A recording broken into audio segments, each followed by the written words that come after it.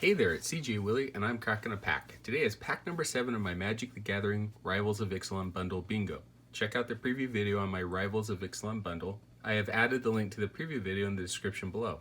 As I crack the pack, my viewpoint will be from a very casual Magic the Gathering player perspective. It will not be the viewpoint of Pro Tour or even Friday Night Magic grinders. It will be a kitchen table game of Magic, having fun with friends' opinion. Let's take a look at the bingo card. In Pack 4, we pulled a Legion Lieutenant, which also gave us the free square. And in Pack 5, we pulled a legendary enchantment, Storm the Vault. We are so close to bingo, let's take a look at what we need to pull. One of the Elder Dinosaurs, Curious Obsession, Wayward Swordtooth, Path of Discovery, Alenda or Twilight Prophet, foil rare or mythic rare. Alright, let's get to cracking pack number 7.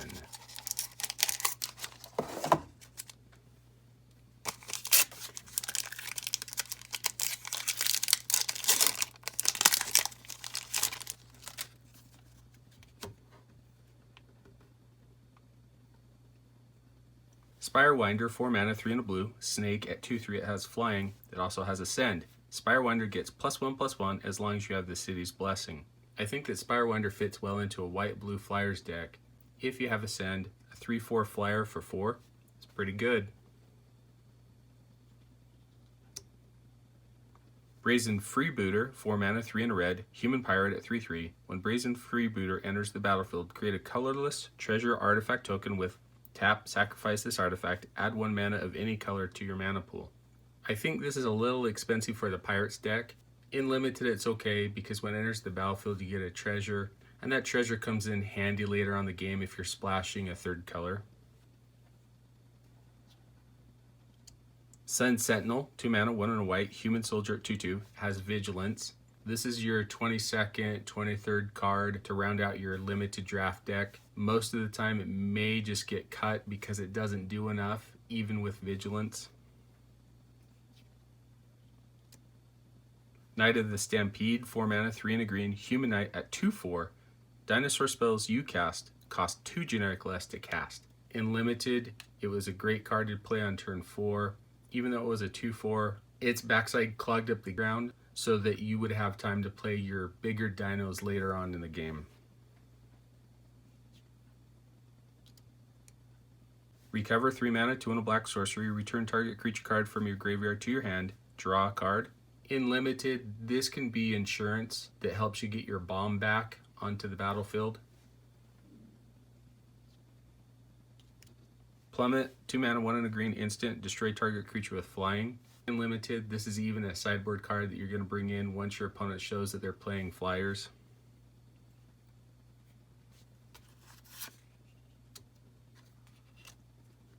Waterknot, 3 mana, 1 and 2 blue. Enchantment or enchant creature. When Waterknot enters the battlefield, tap enchanted creature. Enchanted creature doesn't untap during its controller's untap step. Classic blue removal. This is something that you typically will hold on to a little bit later in the game and slap it down on your opponent's bomb.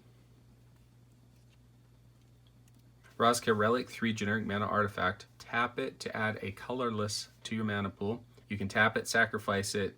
You gain 3 life and draw a card. Activate this ability only if you have the City's Blessing. It's a mana rock, but it only gives you colorless mana. It just seems to be way too slow. Squire's Devotion, 3 mana, 2 and a white, enchantment or enchant creature. Enchanted creature gets +1/+1 and has lifelink. When Squire's Devotion enters the battlefield, create a 1/1 white vampire creature token with lifelink. In Limited, this is a really good card to put onto one of your bigger creatures. In a white-black strategy that was dependent upon life gain, this card was a must include.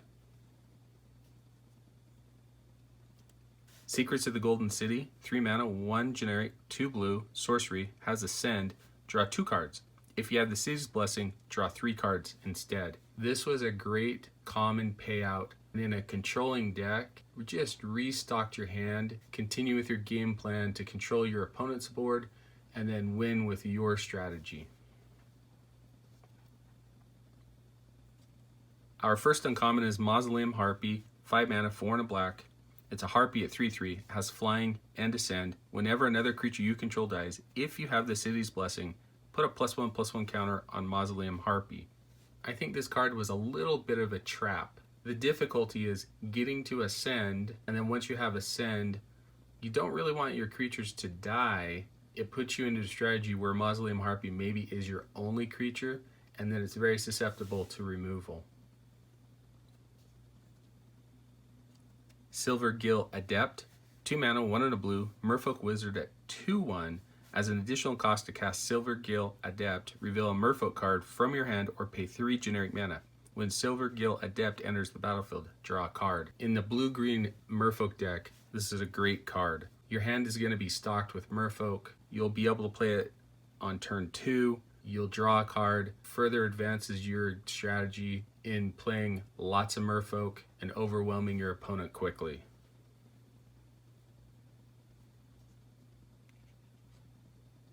Charging Tuscadon, 5 mana, 3 and 2 red, dinosaur at 4/4, has trample. If Charging Tuscadon would deal combat damage to a player, it deals double that damage to that player instead.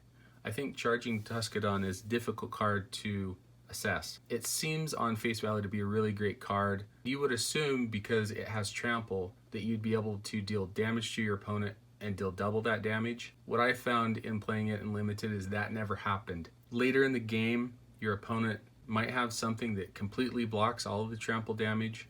It's one of those uncommons that looks a lot better than it really is. Okay, will we get a great rare or mythic rare and be able to mark off another bingo square?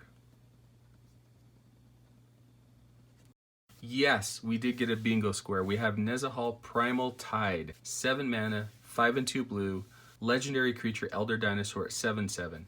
Nezahal Primal Tide can't be countered. You have no maximum hand size. Whenever an opponent casts a non-creature spell, draw a card, discard 3 cards, exile Nezahal, return it to the battlefield tapped under its owner's control at the beginning of the next end step. In limited, this was a bomb. Fit really well into a blue control deck. Once you were able to play Nezahal, being able to accumulate card advantage made Nezahal very powerful because your opponent simply couldn't get rid of it. Then we have a mountain and a treasure token.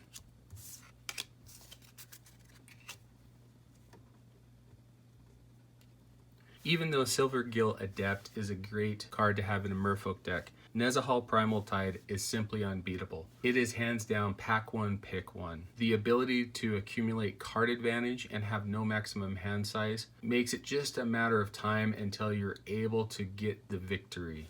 Hope you enjoyed the video. If you did like it, please subscribe and share. Take some time to tell me in the comment section what was your favorite card or the best card out of the pack. Until next time when I'm back to crack pack number 8 from my Magic the Gathering Rivals of Ixalan bundle in Bundle Bingo.